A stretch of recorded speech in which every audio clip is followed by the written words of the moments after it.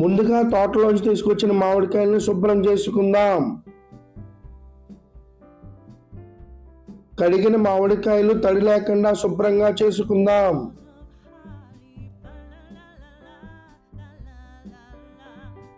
కడిగిన మామిడికాయలు తేమ లేకుండా శుభ్రంగా చూసుకోవాలి. మామిడికాయని సమాంతరంగా 2 ముక్కలు చేసుకోవాలి. ఈ విధంగా చూస్తున్నట్టు శుభ్రం చేసుకున్న మామిడికాయ లోపల ఉన్నటువంటి జీడైతే ఏదైతే ఉందో జీడి శుభ్రంగా క్లీన్ చేసుకోవాలి. అంతేకాకుండా దానిని మరో 2 ముక్కలు చేసి అందులో ఉన్నటువంటి పొర, ఉల్లి పొర అయితే మనం తీసి పడేయాలి.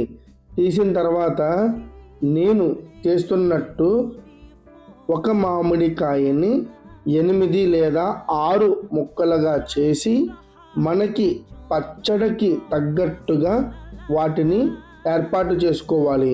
ఈ విధంగా మామిడికాయలు ముక్కలు చేసేటప్పుడు మీరు జాగ్రత్త వహించండి. టాస్క్ 1 అయితే నేను పూర్తి చేశాను. టాస్క్ 2 మా మామ అయితే వెల్లుల్లి గుడ్లు, మామిడి ముక్కలు, ఆవాలు, మెంతులు, ఆశీర్వాద్ ఉప్పు, ఆనంద్ కారం, అదేవిధంగా ఆవు పిండి కూడా రెడీ చేసి పెట్టుకుంది. చూశారు కదా, ఆనంద కారంతో పాటు మసాలా కారం కూడా వేయాలి, ఎందుకంటే రుచికి తగ్గట్టుగా ఉండడానికి. మెంతి పొడి అయితే ముందుగా వేసేసింది.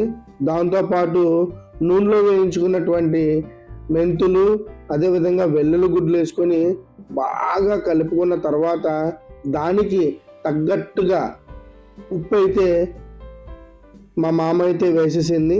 దాని తర్వాత వాటిని ఈ విధంగా వీడియోలో చూపిస్తున్నట్టు కలగలుపుకోవాలి. కొలతలు మాత్రం ఖచ్చితంగా మెన్షన్ చెయ్యాలి. ముందుగా వేరుశనగ నూనె ఒక గిన్నెలోకి తీసుకొని తేమ లేకుండా కట్ చేసినటువంటి ముక్కలు అందులో డిప్ చేసి చూసారుగా ఆ విధంగా మసాలాలోని వెయ్యాలి. అబ్బాబ్బాబ్బా, దాన్ని చూస్తుంటే నోరు ఊరిపోతుంది. ఒక తేమ లేని బకెట్లో కాస్తంత వేరుశనగ నూనె అయితే వేసేసి ఈ విధంగా చూపిస్తున్నట్టు ముందుగా వేరుశనగ నూనెలోని ఆ మామిడికాయ ముక్కలు స్నానం చేపించి వాటి తర్వాత వాటికి మసాలా పట్టించి ఈ విధంగా మనం తడి లేని బకెట్లు అయితే వేసుకోవాలి. ఈ విధంగా మీ ఇంట్లో పెద్దవారు పచ్చడి పెట్టుంటే గనక కామెంట్ చేయండి.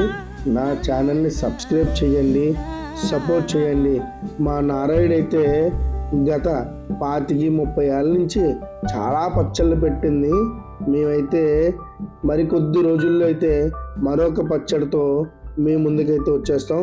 ఛానల్ని సబ్స్క్రైబ్ చేయండి, షేర్ చేయండి, సపోర్ట్ చేయండి. Thank you so much. Like and comment.